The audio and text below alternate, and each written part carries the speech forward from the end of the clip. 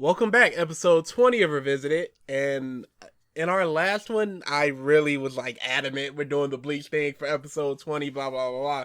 But then you stumbled across this video and it's just like, I guess we lied again. We're just liars. And also, the Bleach video is kind of weird. I'm going to talk to you about it later, but it's not what we thought it was. Really? Yeah. It might not be worth it?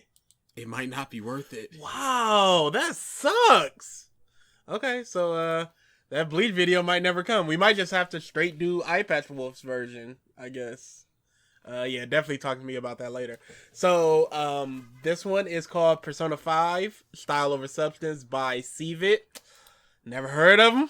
I actually have heard of him. This is one of the only ones I have. He does some really good videos, like Everything Wrong with Yu-Gi-Oh! It's not like Everything Wrong with sort of anime style sort of thing. Yeah. No, it's kind of like, this doesn't make any sense because of this, and he breaks things down. Why did Kaiba do this? How did he get here when this, and this? So he's not just taking the cinema scene stuff and applying it to anime. Really good videos, and those are really the only things that I've heard of him for. Like that Dardigan guy was just like game scenes. Like there's game scenes and cartoon scenes and anime scenes. Just hack. You just took the entire concept of that dude. That's why when Oceanic was like, I would have watched their videos if it was like a typical YouTube video. Why do you want typical YouTube? Come up with some interesting concepts. Have some fun. But no, you get money off of it. Persona 5, I think it's the best JRPG of all time. I'm not saying that it's perfect, but I'm just going, it's the best. It's the best and my favorite. I think 4 was even better than it. 4 not gameplay wise. Yeah, no. I was thinking about that in my mind. I was just like, in terms of characters, which I love just characters. Yeah. There's no character that I either don't like or don't care about in 4. In 5, you got An and Morgana, which are both just like, yeah. But 4 is just like across the board, 5 stars. But also the story is better as well. But like everything else is better in 5. Yeah, the entire package. Even like the confidants, I feel are better in 5. Like everything else is just like, I would prefer 5 over 4. But it's just the best. That's just me, but okay. Yeah, I love me some Persona 5. I haven't played Royal yet, and I was apprehensive about doing this because I hadn't played Royal and I thought it had come out in response to Royal, but it didn't. So we're good in doing it. And I think it's the best and my favorite, but I'm gonna listen to his opinions and all that stuff and respond to it. Like you said, Persona 5 has problems, and if he's pointing out the problems, that's fine. We'll see. This is another one of those. This video of his is almost 5 hours. This is another one of those things where we're going to have to split up our recordings. It's just too much. Chunky boy. So let's just get into it. This video was written and made before the reveal and release of Persona 5 The Royal. Everything we'll be analyzing and covering in this video will be of the original release of Persona 5 for the PS4 in September 15th, 2016. In this video, it's going to assume that you are familiar with Persona 5, its characters, and its concepts. We'll be doing our best to explain things as we go along, but if you have no experience with this game or the series of Persona as a whole, this video is probably not for you. Yep, that time code is right. This is a very long video. No, there was no way to break it down even more, because we're condensing all 100 hours of this game into 4. This video will also contain spoilers for Persona 3, 4, 5, SMT3, SMT4, and Metal Gear Solid 4. Yeah. Also, music better at 5.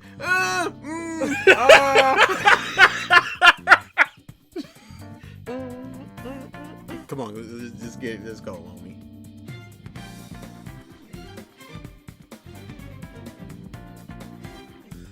Okay, this could have been broken down. Yeah. You said you couldn't break down anymore. This could have been trimmed a little. This has been a video that's been swirling around in my head for years. It's something that needs to be said. I have a confession to make. I do not like Persona 5.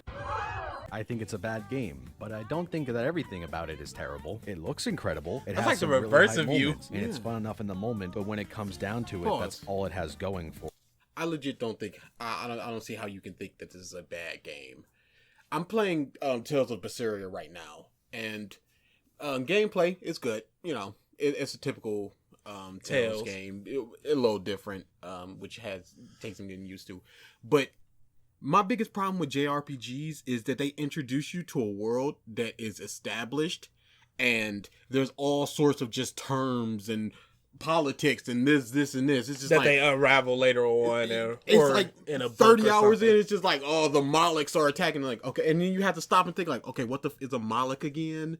But with Persona 5, you got what, like the metaverse, personas, and then everything else is pretty straightforward. Cognition, which is like a real world thing, so it's pretty straightforward. So gameplay wise, unless you like, there are legit problems with this game, with the story, I don't see how you think it's bad. But the story's not bad at all. It's pretty straightforward. Gameplay is amazing. Characters are amazing. I don't see exactly how he could think that, but we'll see. Right as I started replaying the game for this video, Persona 5 The Royal got announced, and discussion about the game started up again, with the blind praise it seems to get so often, and that fueled me. Blind praise, no. That's blind praise means that you haven't seen it or know about it at all. Mm-hmm. People that before Last of Us 2 came out, just like Last of Us 1 was amazing, so this is gonna be great. Or something like Death Stranding with Kojima. It's like, Norman Reedus with Kojima it's going to be amazing. It's going to be the hypest. This isn't blind praise. I can tell you why the game is good. Mm-hmm. And people can tell you why the game is good because they played it and enjoy it. It seems like he's coming in here with this is popular and a lot of people like it. So, and I don't understand it. It's not like this is popular, so I don't like it. It's this is popular and people are telling me that it's popular, and thus I must bring this down. Kind of like Ghost of Honor. Even more, since I never see any of the real issues that permeate down to the game's core being discussed in any worthwhile fashion. It's been over 2 years. It's only worthwhile to you. Any type of breakdown is worthwhile to the person that's breaking it down and the person that's reading it. Mm-hmm. Even if it's not to the degree that you personally would like it to be. So, all of it is worthwhile. Whatever. And no one has done it yet, so I guess it's up to me to get it out there. And if I'm going to critique the game that everyone's... See, he just did the text on the screen thing, and that's one of the ones I'm perfectly fine with. It's not telling you the words you're just hearing. It's something adding a little joke on the side. I am perfectly fine with that. Seems to love, then I'm gonna go all the way with it. I played through this game when it came out and hated it, and replaying it now only made me realize all the things that I missed that made it even worse. So I have a lot of shit to say. Today we'll be looking at... Okay. He is really bad at his audio edits. It's really starting to get grating. You can hear him just cutting in and out. You don't hear it? No, I'm throwing my hands up in hey, this is 5 hours, homie. You know, so you get to a point where you're just like, when you get to near the end of an AMV, we're just like, okay. Yeah, wrap it up. You just sort of make sort of contentions. But at the same time, you just like, this feels very much like how YouTubers record something and they want to jump around, like purposely jump around with the edit, but he's doing it in audio format instead of the visual thing. And it's just like real grating on my ears. What Atlas got right, what they got wrong, and the why of it all. Now, I want to put a little quick disclaimer here. It's like there's no breath. Yeah, there's certain podcast apps that you can take out the silences in between people talking and you know, that sort of thing. Maybe that's what he did. But it sounds so unnatural that way. I'm throwing up my hands and going, hey, I'm trying to hear his words and his arguments. Right, what they got wrong, and the why of it all. Now, I want to put a little quick disclaimer here, since the next part of this video is going to be very negative at times. Persona 5 is still a perfectly fine game, and there's nothing wrong with enjoying it for any reason. Maybe Persona 5 helped you through a tough time in your life, and he said it was a bad game. Yeah, he said it was a bad game, and then he goes, it's a perfectly fine game. No, that's already a problem. You can say that it's okay to like it, and that's all well and good, but you can't go, it's a bad game and it's perfectly fine. Game, and you can go, you don't like it, you can go, you hate it, but I hate this thing and it's good. I love this thing and it's bad, but it's bad and it's fine. No, that doesn't make any sense. For any reason. Maybe Persona 5 helped you through a tough time in your life, and because of it and its fandom, you were able to find close friends. Or maybe it was the first piece of media that you consumed that tackled injustice and corruption in a way that you could really relate to. Don't let this video take that away from you. Or it's a good game to them people. Because I like these characters, and the gameplay is great, and the music is great. Why does every piece of media need to do something? Yes, why does it need to be contextual within your own life in order to be valued? I like this thing. I like the thing.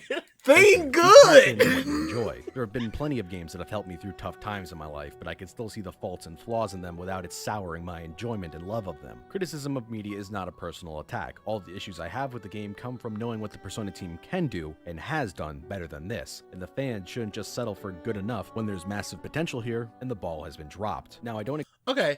So is Persona 5 a bad game to you because it's not as good as the games that came before it?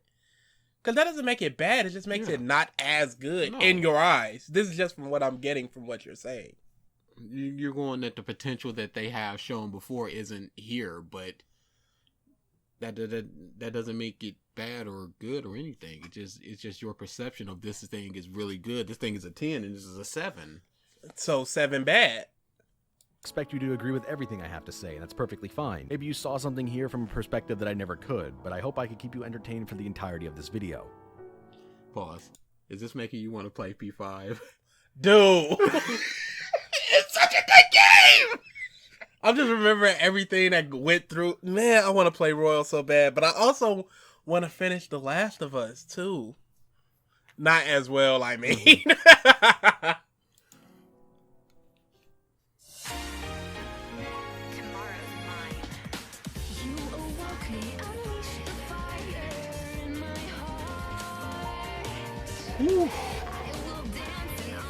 Dude. Yeah. Come on now. This was the stuff you could have cut down. This. You said it couldn't have been any shorter. Based on what I'm seeing, it probably could have been about 4 minutes shorter. This is unneeded. I appreciate the Bayo though. Just style. Just oozing it. We gotta talk about something, because it's just... Yeah, it's just the music and the video.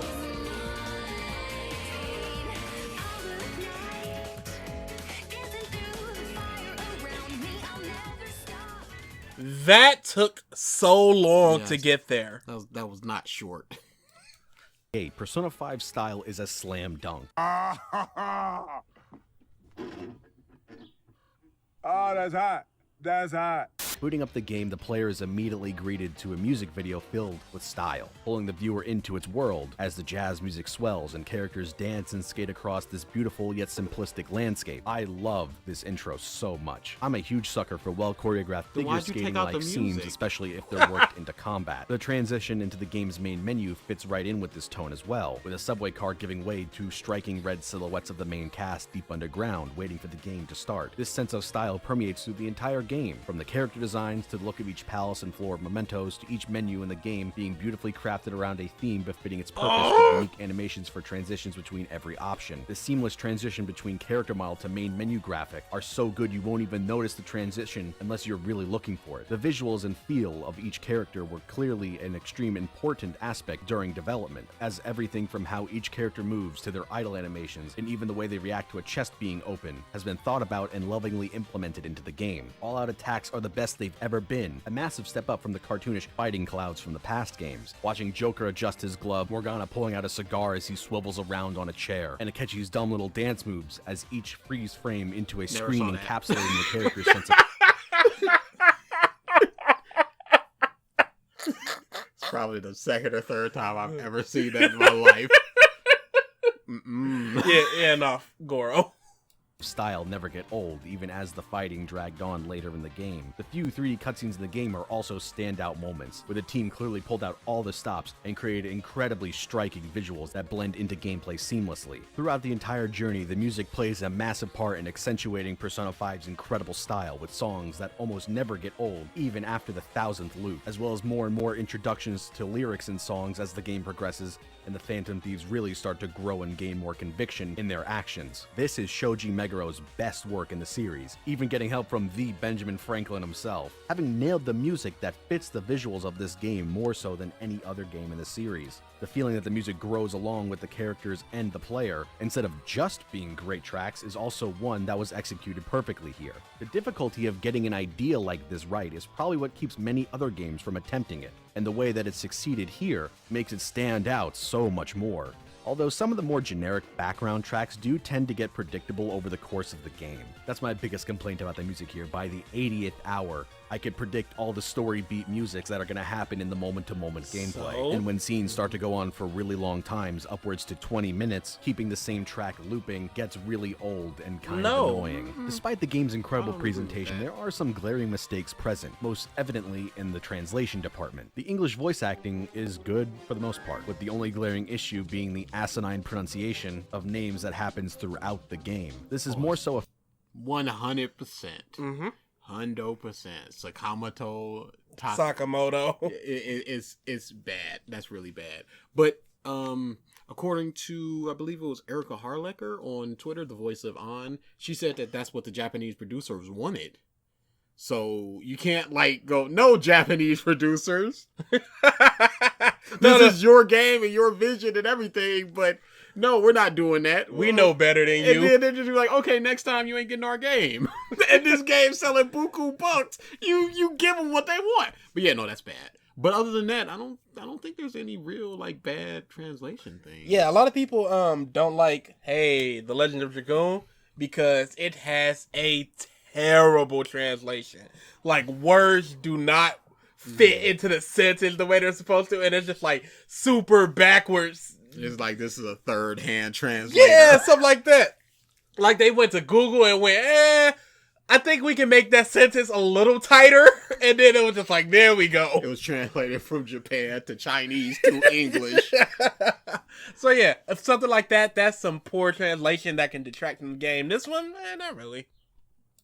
On the voice director than the actors themselves. There is no justification for the wrong names since they sound completely different from the Japanese dub, and the interpretation of names sounds so different as to being entirely different words. Even considering the fundamental differences in language, the way that it's done is just plain bad. Sakamoto. That voice. Sakamoto? The script of the game itself is fine for the most part. Everything is understandable, but there are a few passages that are just so bad that it's baffling that these were allowed into the final product. The translation is very inconsistent, and the game has straight up grammatical errors, something that is unacceptable in the age where spell check exists. Errors are present throughout the game. There's an entire website dedicated to compiling every single error in the game. Just to give you an idea of how bad some of these are, here's a couple examples. At one point in the game's English class, the teacher has the line, "Just to say heavy rain, as many things fall, there are countries in the world." Has you really been far, even as decided What to was the use line even go before or want to look after more that? like? Now think about that for a minute. What does that even mean? Good, and that could be correct in context. Yeah, I don't remember. This was so far removed. Yeah, It's just a little part of something. Yeah, but I would like to see what was before and after this sentence. Just to say yes. Yeah, we don't know what she's talking about. What is there? Is this an idiom? Is this a saying? We don't know anything about. Or is it just a legit terrible saying in translation? Is this an English class and somebody else got a passage wrong and she's trying to correct it? What's the context here? Did they do this on purpose for a? And then just say this is the wrong way to say this. I legit don't know. Do you have any idea what this line is even trying to say? The message it's trying to convey is that every language has its own way of saying it's raining cats and dogs when referring to heavy rain. But I have no idea how anyone is supposed to understand that from the way that the line was translated. Okay, what Here's was the another line before instance that? where Morgana says that Kamoshida was a scum. Someone can be a scumbag or can be scum, that's but they most A definitely mistake. cannot. Yeah. I mean, it's a like you said, 100-hour game. Flaws are gonna slip through the crack like that. Absolutely. And does that make it a bad game? this doesn't. I don't see how spell check would help with this. Yeah. Again, you can. There are going to be mistakes in Yeah. things. This was a mistake. Should we point out mistakes in this video and just go, okay, this makes it bad now? You already did the audio thing. Well, there's a mistake right there. Come on now. Not be a scum. The game also makes up words sometimes. Here, Yusuke uses the word abominous, which if you have a dictionary handy, you'll see isn't actually a word at all. The correct word is abominable. You can't even write abominous on Google without it giving you a spell check error. How did this make it into the final game? Why was none of this ever patched in the 2.5 years this game has been released? Entire games get completely overhauled from being utterly fucked into functioning games, and this can't fix spelling errors in the dialogue? The last thing about the translation is how sometimes words get left in Japanese and Romanized, and sometimes they're translated, sometimes right next to each other even, and it's hard to understand why this was done. In the school's cafeteria, you can buy a variety of breads, as well as yakisoba pan. Since these items are right next to each other, most people would probably assume that yakisoba pan is a pan that you could cook yakisoba in, but actually pan is just bread in Japanese. And even though the game has fried bread and jam bread on this same menu, they couldn't be bothered to write out yakisoba bread. On Sunday, you could That could be a special type. Just name that. Again, this was a joke in the, and I still can't believe you haven't seen this. It was a Persona 4 comic dub thing. It's hilarious. It was just like, you have enough. You told me about that It's forever ago. hilarious. It's like you have enough ingredients to make Daigaku emo. What, you don't know what that is? Of course you do. Quick, pick an ingredient. And it's just 3 Japanese kanjis. It's like, yeah, that was back there as well. to a smoothie vendor in the subway to buy various different types of arajiru. I don't know about you, but I had no idea what arajiru was until I looked it up, and apparently it's a drink made out of vegetables with kale as a base usually. And if the Wikipedia entry for it is anything to go by, then it's also referred to as green drink. Why couldn't it have been called a vegetable drink or kale smoothie? Pause. They go on Sunday, you can go over there and get a vegetable drink. She says that when it's on another day, other days other than that. Because I remember doing that because I needed charm. She says you can get a vegetable drink and then they just call it that. Green Not a drink big like error. the wiki. It's like going to a restaurant and just going, why are these called McNuggets instead of just chicken nuggets? Yeah. They're called chicken nuggets. It's just this isn't a this is not a point. Says one of them is even called Onsen Arajiru. I guess Hot Springs green drink was too difficult to write. This kind of thing is all over the game. There are optional scenes where you go out with Haru to buy a kumare. You could also hang out at a Mojanyaki restaurant, neither of which... So what? It's set in Japan. Again, guess this happened in other games, in other Persona games. I guess this whole point is translate it all or translate none of it. But he didn't do it in Persona 4 or 3. Which he said were better games. And I think they had some grammatical errors I'm that people... 100% No, sure they did. I remember people pointing out some of the stuff in 4. Because I remember them being mad at how long it took to get dubbed over here and translated. And then they went, and then they still messed such and such up. And even back then, I was like, okay, who cares? It's like 80 hours. There are like 40 million lines of dialogue. Of course, people are going to get you're a scum sometimes. are things the game explains. Honorifics are also extremely inconsistent too, with the game being seemingly unable to decide whether it wants to use Japanese or English words when referring to characters. Some adults are referred to as Mr. and others are referred to as Sensei. And in one egregious case, both types of honorifics are present in the same line. EY was formerly part of the Yakuza. As far as I remember, a lot of people did not call Kamoshida Sensei. And most of the people that didn't were his abuse victims. So I could see them going, even the students know the problems that this person has, so it's going sensei, not going sensei and going senpai. And again, this was something that happened in Persona 3, because I remember a lot of chants, sans, senpais and all that, and then other times it would just be like Mr. Teacher, blah, blah, blah, blah. You're just pointing out the problems of every Persona game so far. But Kaneshiro runs the Mafia. I think the reason for this lackluster translation can be found in the credits, where it shows...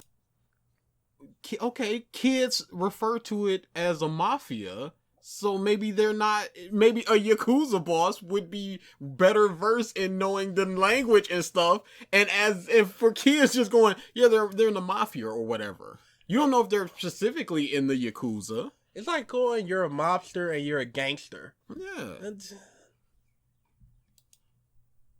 Runs the Mafia. I think the reason for this lackluster translation can be found in the credits, where it shows that the translation team consisted of 6 translators and 8 editors. Editors are usually supposed to oversee the group's translation to make sure translations from different people fit together well. But with so many editors, I can only imagine this caused more issues, not less. Before we move from the game style, 2D... What are you basing that on? Cutscenes also bear mentioning. For a game with 3D animations as incredible as Persona 5 has, it's a shame that the 2D scenes really drop the ball. Every time one of them comes on screen, I can't help but find myself thinking about how much better it would have been if they just animated it in 3D using the in-game models instead. No! I love the 2D animated stuff! No, it's great.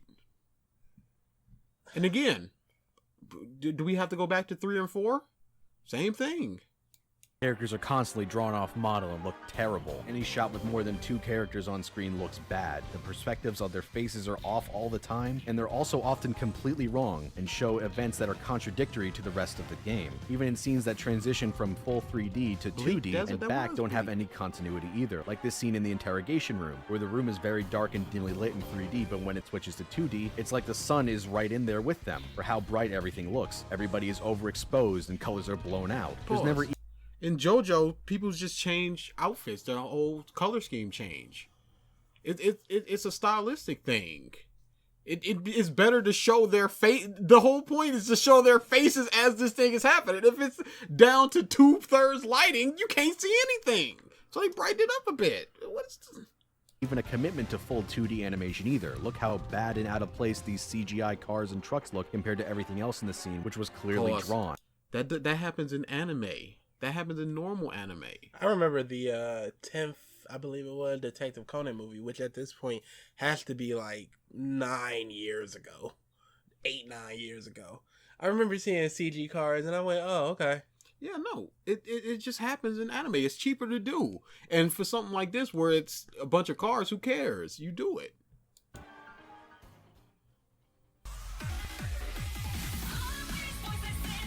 Oh my goodness.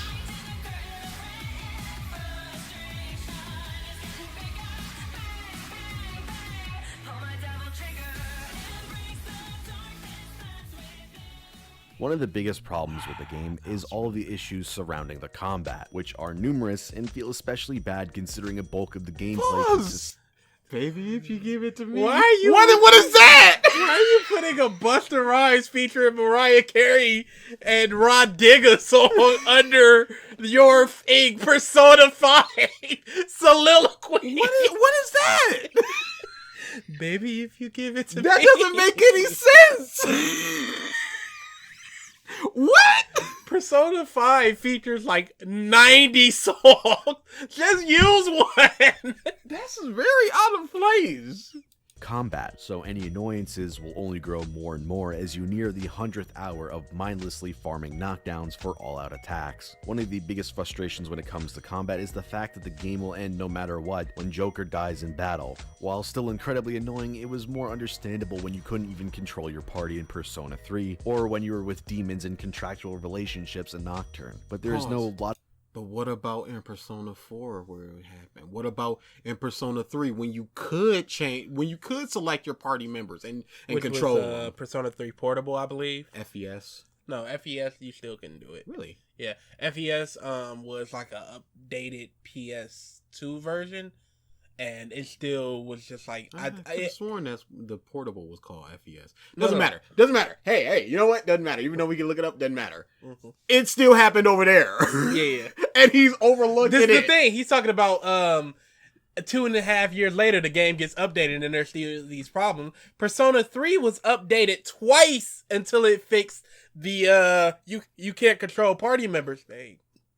Persona 4 was updated and still main character die, it's over. These are problems in the other Persona games. Better ones that you said. This feature also pause. I probably should have mentioned this. I've not played Persona 1 nor 2. I played Persona 2 Innocent Sin, I believe it was. I really like it. All right then. I played 3, 4, and 5.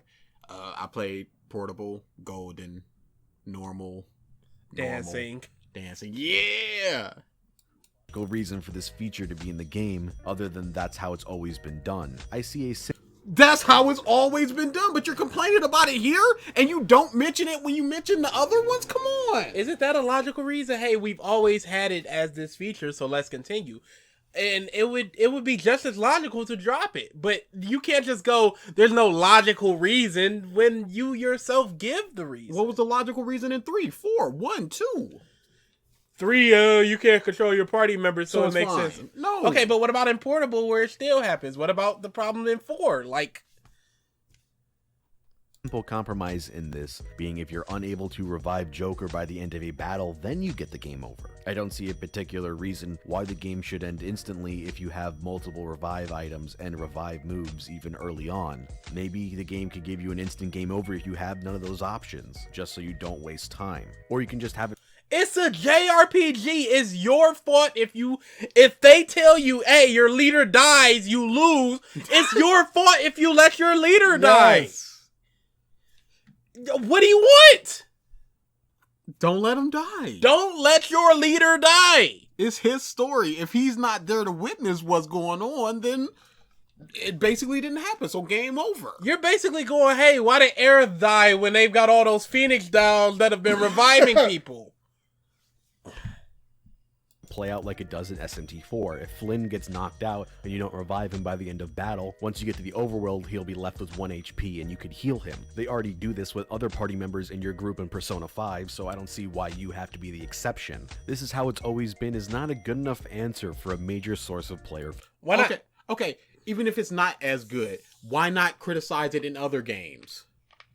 Which you didn't. That's the problem. You're going, this is bad here, but excusing it other places. And you're going, well, it's always been like this, so that's not an excuse. Then why is it an excuse to excuse it? So why is it forgivable for the past game? Yeah. Oh, because it wasn't always like that in the past games, but now it's becoming a problem. Is not a good enough answer for a major source of player frustration. You have full control of your party members, and somehow if Ryuji falls over dead, it's okay to use a revival bead on him, but the game doesn't even allow you to revive Joker. Each party member gains the ability to withstand an attack with 1 HP remaining at their rank A confidant, but Joker only gets the same ability from some of the late game personas as a skill, which takes up a slot on the persona. He also forgets to mention that they can take a fatal blow for you. They do everything in their power to keep you from not dying. You can switch personas. You can go, oh, they're using fire. Let me switch to a fire resistant persona. It's your fault if they die. And said persona needs to be equipped for the ability to even trigger. This mechanic only creates frustration, and it mostly happens during boss. You know what else creates frustration? Not having checkpoints. But who cares, because that's the way the game is designed. JRPGs are designed for you to hit a save point. Why are you going, hey, why are there still save points? It's a frustration when you spend 3 hours playing and then your power goes off and you just lost 3 hours through no fault of your own. Or you go into a battle you weren't expecting to lose and you die, and now it's just like, I lost 3 hours, it's the game's fault. Don't let Joker die. Point blank, period. Oh, and they warn you, hey, they're about to use a really strong attack. Okay, you know the block. You know to get your HP up. If Joker dies, either they hit you with a super strong attack which you weren't expecting. All right, my bad. That must have been a boss battle you saved before then. You cool. Or you let your life get low. That's your own fault. Or a fire persona hits you with fire and you're like, oh crap, I didn't know it was fire. Next time you know now. Or the Hama and the one hit kills. Die. Yeah. That's the stuff. That's the stuff that frustrates me.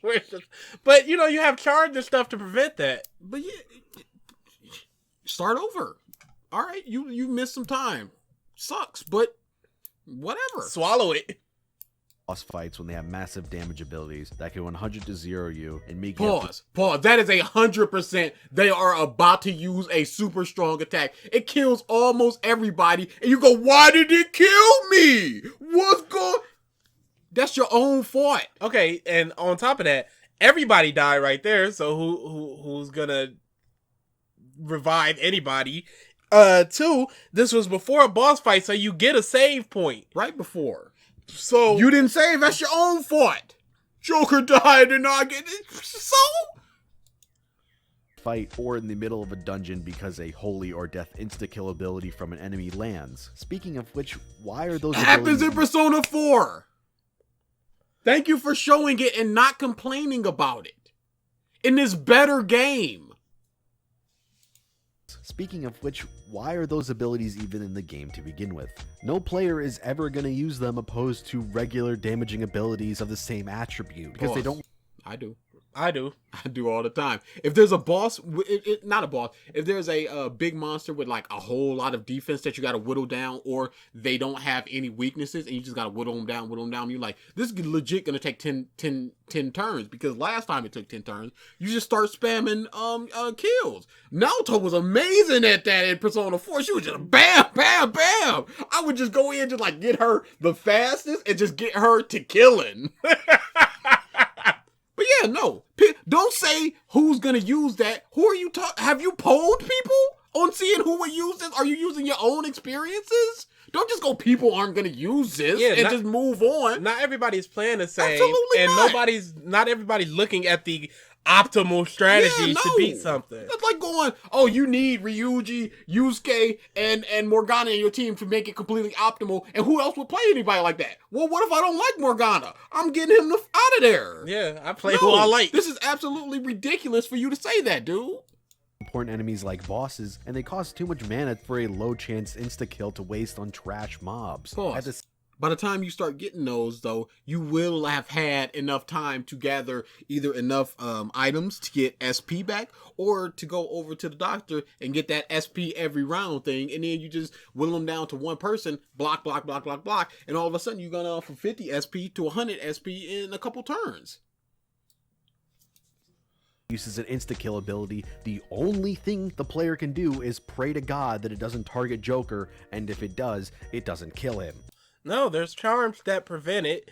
There's moves that prevent it, or if you're the same attribute as the thing they're using, there are options to not get killed by that one-hit kill thing. Absolutely. Interaction with the game systems when this happens.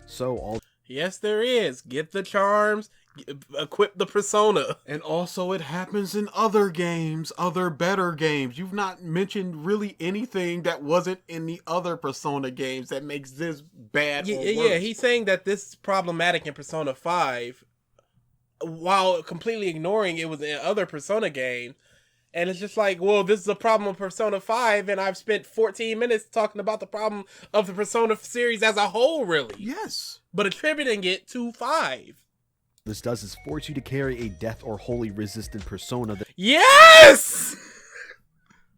You can say it forces you to do everything, but you're not really forced to do it. You can roll the dice. You're not forced to switch over to an Earth persona when an enlightening boss is it. You just take the chance. I have a fire persona. This is a water one. I guess I'm just gonna take the chance. No, you switch over to the thing that's not going to cause your death. You gotta play optimal. You're going, it's killing me because what? Because it's using a killing move. Yes. Don't allow it to use that move. weaken it, paralyze it, put it to sleep before it can do that. You know Equip the persona, equip the charm. If you fought this Anubis more than once, you go, okay, it has insta kill moves. If it does it once, if it's just like, oh, I don't know what this villain is, and then it comes in, first move it does insta kill Joker, you go, nothing I can do about that. Yeah, there was legit nothing. But there. anytime after that, you go, okay, I know exactly what to do here. But that could be the same for any persona. Yes. I mean, any enemy you face, where you have a fire equipped and they're a water, and they hit you with a water, and they go, "Oh my God, Joker's dead." Yes. Force you to carry a death or wholly resistant persona the next time you go through that area, or be faced with the threat of possibly having another coin flip death again. I want to take a moment. That wasn't an instant death move, sir. That was a self-destruct, and it warns you when it's about to self-destruct. So you should have blocked. About how terrible these insta-kill abilities are. In the early hours of SMT4, you are given a quest from a herd of Kelpie to bring the head of a demon that's messing with their herd. Once you find out where this demon's located, track it down. This is a two-part boss fight. The first half is fighting a horde of red ghouls. The only two moves they have is Mana Drain and Mudo, the death insta-kill. It took me 2 attempts at this boss fight. The first one was because they consistently landed Mudo 4 times in a row on my entire party, and then the second attempt, they didn't land it a single time, and the entire boss fight, both parts, was a complete joke. The battle system in general also heavily favors physical attacks, since magic costs MP, which is non-recoverable without... What was the point of that? To say how archaic and not good the instant kill is. Okay. It wasn't just, this is a problem in Persona, it's a problem in all the Shin Megami Tensei games. But that's basically just going, it's a beginner trap. When you're playing Crash Bandicoot and you're running and a hole pops up in the ground, you weren't supposed to know that. Yeah. But once you know it, it's child's play. That's very much so. But, you know, this one is much more of a dice roll, where it's just like, they hit it 4 times in a row and there was nothing I could do, whereas the next time they didn't hit a single one. As opposed to the Crash Bandicoot thing where it's like, okay, that trap is always going to be there. Items, which are pretty scarce. A little bit. It costs MP, which is non-recoverable without items, which are pretty scarce in the early game and become completely invalidated by the late game, while even incredibly... Just like in the other games. Just like in really any RPG. Yeah. You early on, you're not gonna, you know, your magic attacks are super duper strong, and they're not just gonna let you spam your magic all day, every day. You got 3 shots at it, and then it's done. And then you just gotta wait for it to recover in whatever way it is, whether it's walking around because you got something equipped, whether it's going to a town and resting, whether it's to use the limited items you have at the time. Your magic attacks are stronger than your physical attacks, so we can't let you just use that early game. Yeah. But by the time you hit mid game, late game, you could just kill people with those. But the enemies are so much stronger that it favors you strategically using your magic more than just going, hey, I'm going to use fire right now on early villain and it's over. Yeah, so you got to get up. If you're going, I'm going into this palace and I'm going to get it all in one shot, all the way up to the end and then fight the boss, you go, okay, you could either have a game where you can just one-shot every villain with fire because their fire is weakness and then go to the villain and then beat them because you got all the items and stuff that you need, or you can reserve all your SP and everything to the boss and then fight the boss like that. I don't understand what this, because this is, again, in other Persona games. I personally, I loved having just like very limited resources in Persona, in the Persona games, because it's just like, I don't want to just one shot these people. There's a in Legend of Dragoon, the items are really, really strong. Well, attack items are pretty strong, but healing items are super strong, but they only give you 32. At any given time, you can only hold 32 items. And I don't mean 32 Phoenix Downs and 32 healing. No, you only get 32 in total items. They limit you. It's work not around it. It's not a problem to be limited. You're supposed to be. And then once later in the game, you're like, okay, these people... you can look at it as, yeah, I got enough money so I can just buy all this SP stuff, or these people are more experienced and stronger and everything, and it's progression. or you just look at it and I got your money. But yeah, no, of course it's gonna be trivial late game because you got a bunch of money and you can buy as many SP things as you want.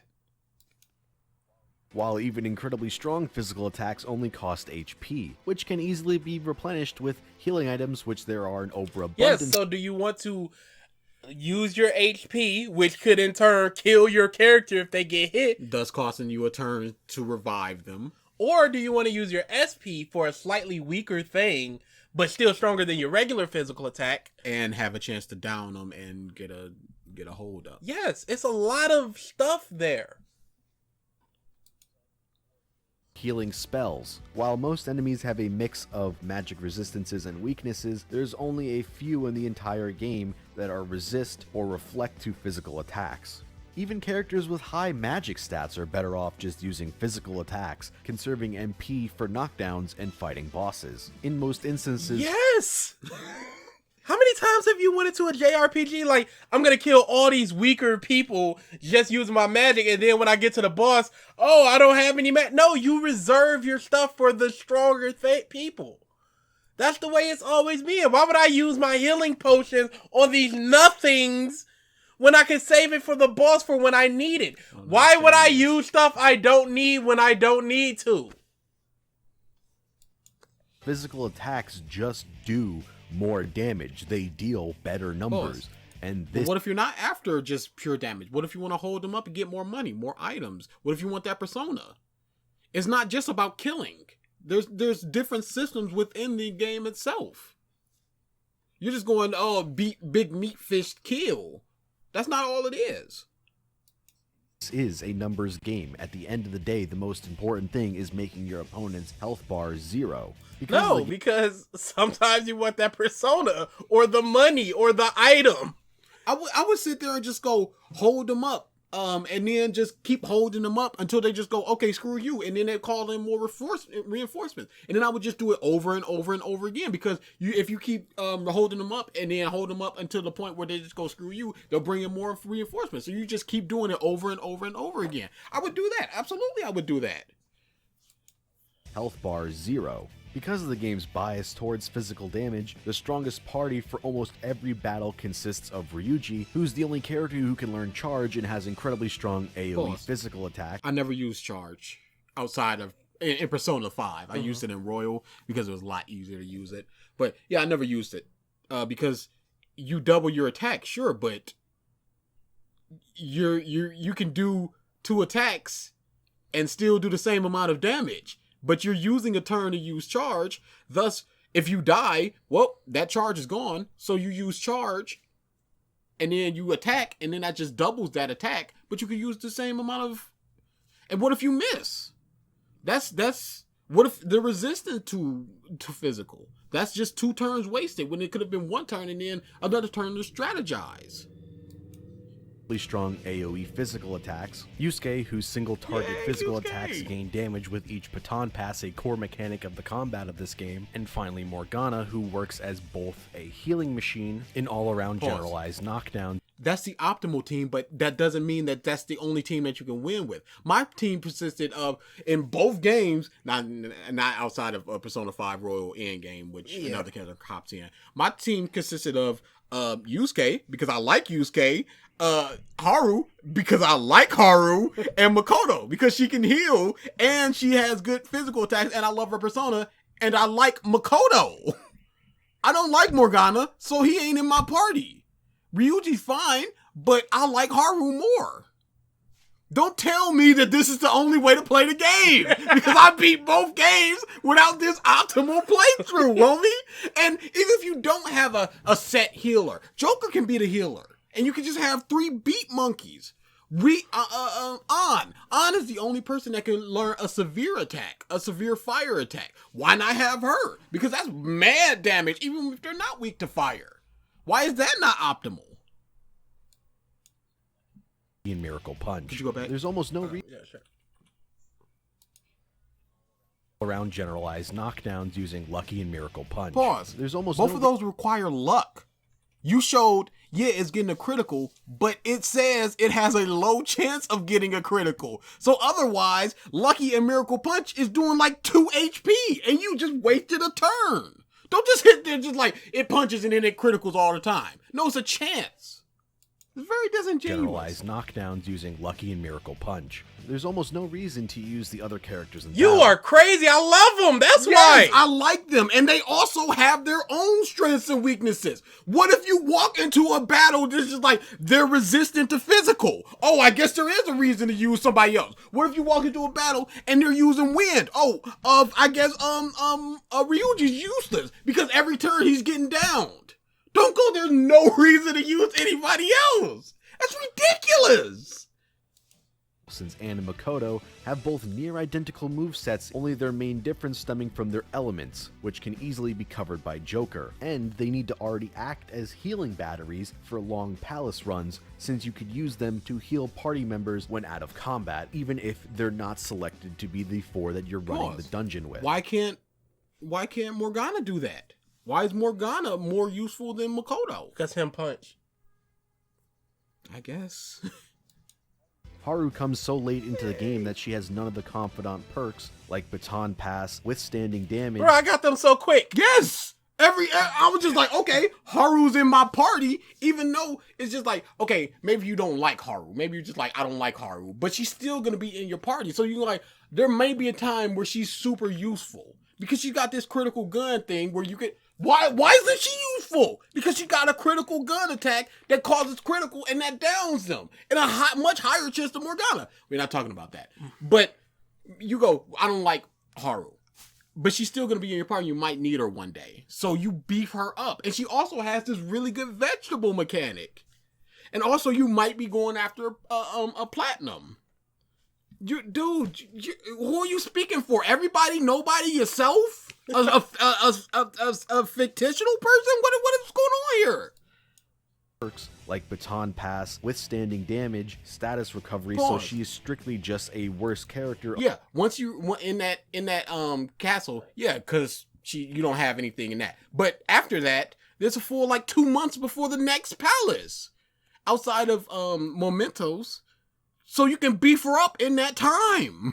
But in that one palace, I guess, yeah, she's kind of useless.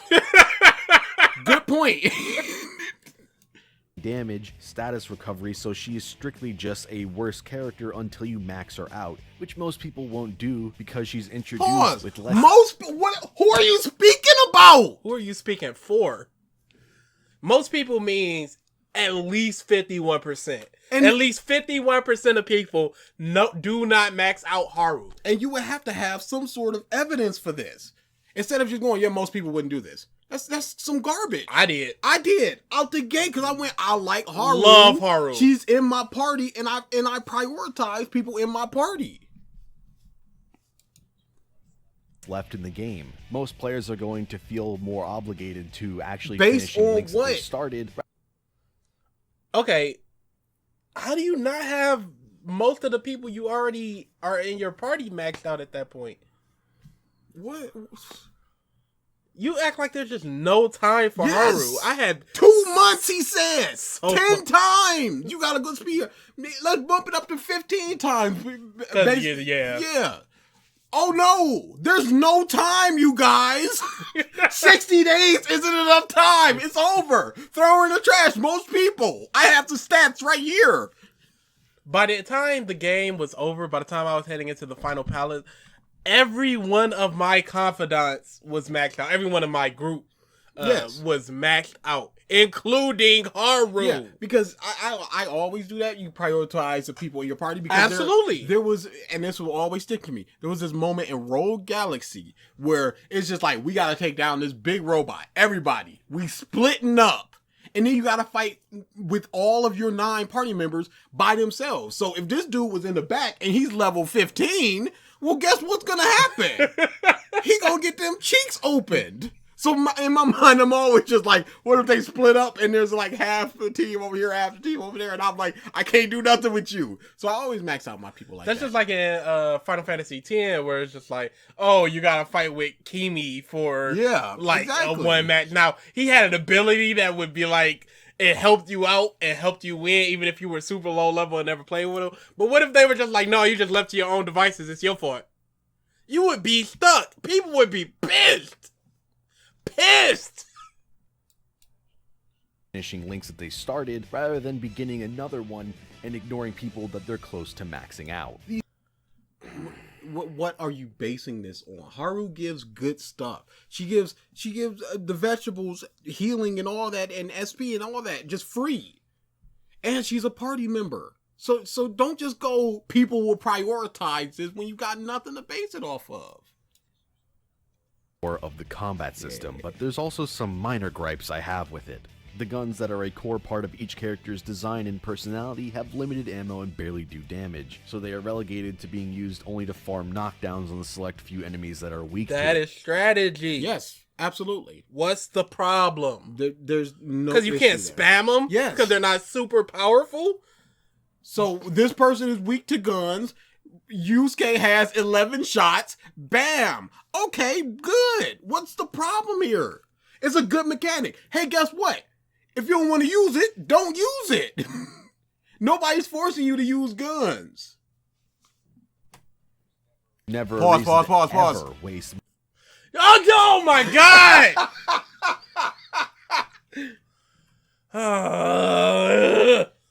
Buying upgrades only slightly boosts damage, maybe increase ammo, and maybe adds a buff like inflicting sleep.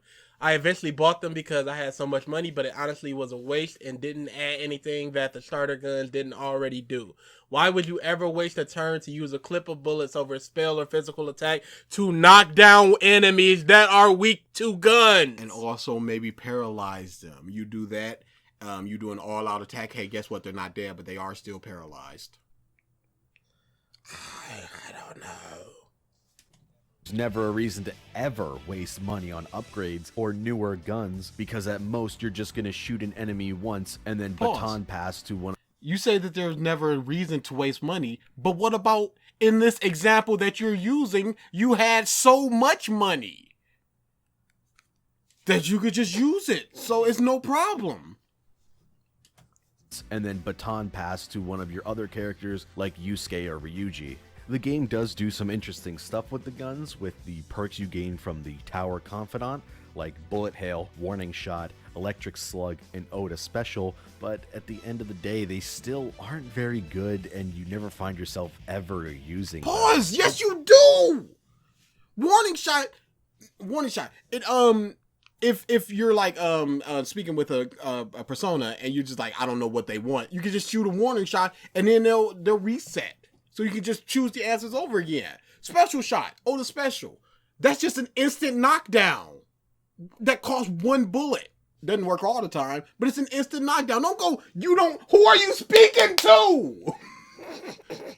I constantly use those. So hey, guess what? One person didn't with no evidence and one person did with no evidence. That's 50-50. That's not most people. What are you talking about?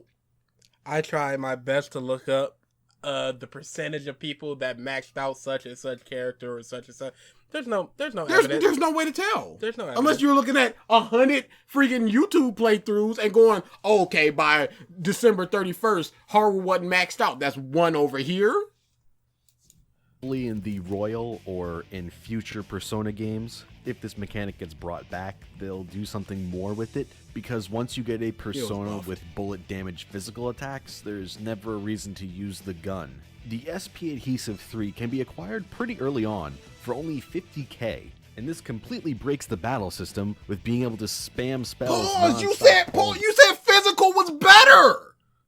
So now it breaks the game that you can use spells which are worse? What? Pardon? You said that not 3 minutes? I don't know how much time he said it ago. I'm just lying.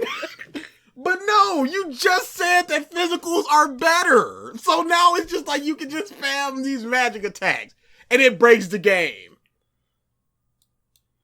With being able to spam spells non-stop all game, completely trivializing all dungeons because of infinite But heal. what about Big Monster Fistman? What about that? But it's not constantly using attacks, because guess what? That only revives 7 SP per turn. And guess what? Hey, if I use something that's 10 SP, you're still minus 3 SP. So you can't use it all game. Eventually you're going to run out. Hifumi's rank 10 perk that lets you swap characters in the middle of combat is mostly useless because it takes up a turn, unlike other JRPGs like Final Fantasy X. Pause! Hey, Super Best Friends play. Oh, it was a good playthrough. What if you put everything into your physical people and they're resistant to physical and they're resistant to ice and they're resistant to lightning? Hey, guess what? I got a switch. Bruh, I was gonna say the exact same thing. What's the problem? It takes up a turn. Yes, it's a resource. You're not just gonna do it for free. This was an antiquated system. This is an old game. It's free to do that. You can just switch anybody anytime. That's not fun. There's no strategy there. You go, okay, I'm eating a turn here, but next turn you gonna get it, fireman, because here comes this ice. Is it worth switching a turn to switching a character to lose their turn? Yes, it's strategy. Do you want just click, click, click, click, click, click, click, or do you want stop and think about these strategy things? Because you're complaining about, oh, I can just big meat fist this thing, but also I have to stop and strategically think about when I gotta switch and when to use my guns because they're a limited resource. What do you want? What do most people want as you're citing them? Control of them. So when you swap a character, you have 3 entire turns before they get to go, which is usually more than enough time to kill whatever enemy you're fighting unless Then why switch? Yes. Then in that instance, you do not need to switch. What's the point? But there are going to be times where switching would probably be the best option for that character. If you've got on Fire Woman and you've got a bunch of water creatures, it's just like, okay, I should switch her out because she's going to be mostly useless in this fight. What if it's a person that you're going, okay, I want to beef up these people in my party, but they don't have that, hey, they're about to take a critical hit, and they hop in front of Joker, but this person behind me does, and they're about to do a big physical attack, or Joker's dying, or I don't have enough healing. Then you bring them in, you get a physical attack on Joker, he's about to die, they take it. There's plenty of reasons why to switch. Boss. And with what I mentioned earlier, there's no reason to ever swap to any of the other party members. Yeah, pause. There's have... no reason at all. Those are your only 3 party members. Mike did not use those 3 party members. And he looked up the optimal way. He used up the complete optimal, probably because he liked these people. Probably because there's people that can do things that other people can't do. Because you already have the best team the game is going to have. No, you... Okay, dude.